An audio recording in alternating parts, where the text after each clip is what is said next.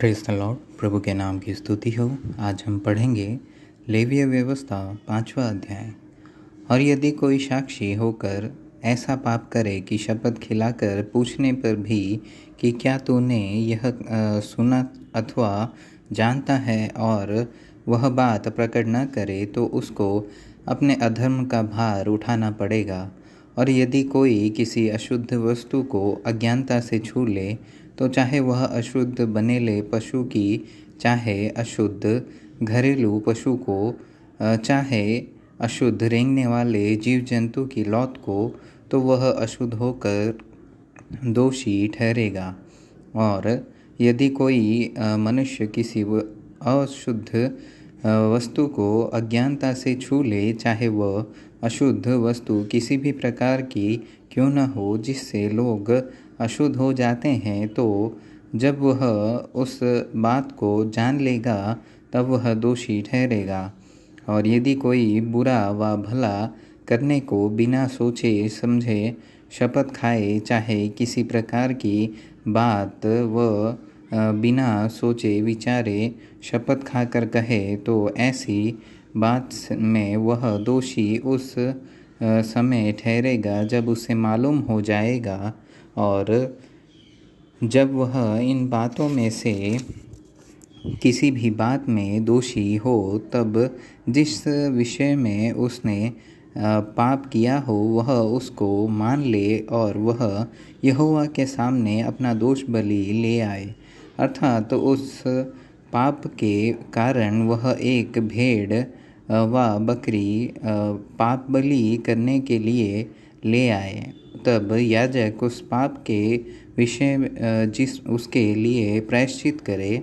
और यदि उसे भेड़ व बकरी देने की सामर्थ न हो, तो अपने पाप के कारण 2 पंडुकी व कबूतरी के 2 बच्चे दोष बलि चढ़ाने के लिए यहोवा के पास ले आए।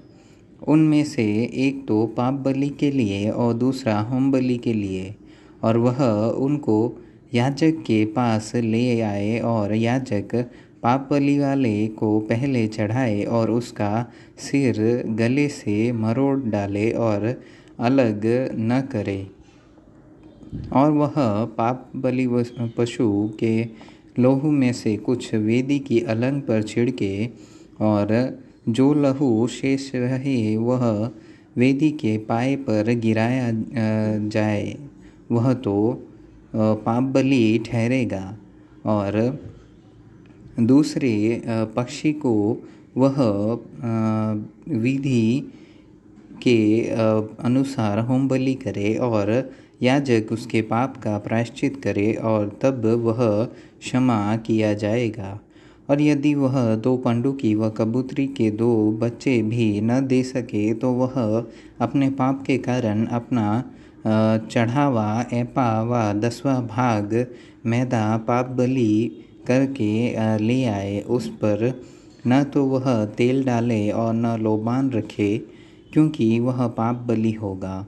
तब वह उसको याजक के पास ले जाए, और याजक उसमें से अपनी मुट्ठी भर स्मरण दिलाने वाला भाग जानकर वेदी पर यहोवा के हवनों के ऊपर जलाए, वह तो पाप बलि ठहरेगा।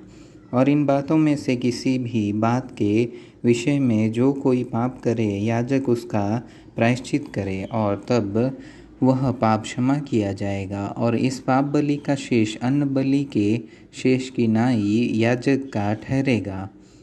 फिर यहोवा ने मूसा से कहा, यदि कोई यहोवा की पवित्र की हुई वस्तुओं के विषय में भूल से विश्वासघात करे और पापी ठहरे, तो वह यहोवा के पास एक निर्दोष मेढ़ा दोष बलि के लिए ले आए। उसका दाम पवित्र स्थान के शेकेल के अनुसार उतने ही शेकेल रुपये का हो जितना याजक ठहराए। और जिस पवित्र वस्तु के विषय में उसने पाप किया हो, उसमें वह 5वां भाग और बढ़ाकर याजक को दे, और याजक दोष बलि का मेढ़ा चढ़ाकर उसके लिए प्रायश्चित करे।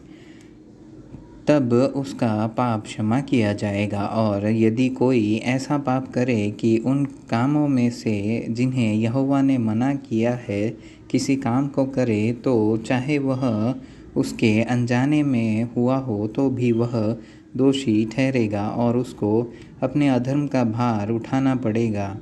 इसलिए वह एक निर्दोष मेढ़ा दोष बलि करके याजक के पास ले आए।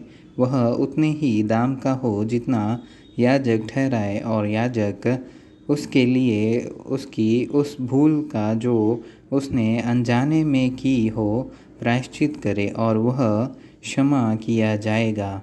वह दोषबलि ठहरे, क्योंकि वह मनुष्य निसंदेह यहोवा के सम्मुख दोषी ठहरेगा।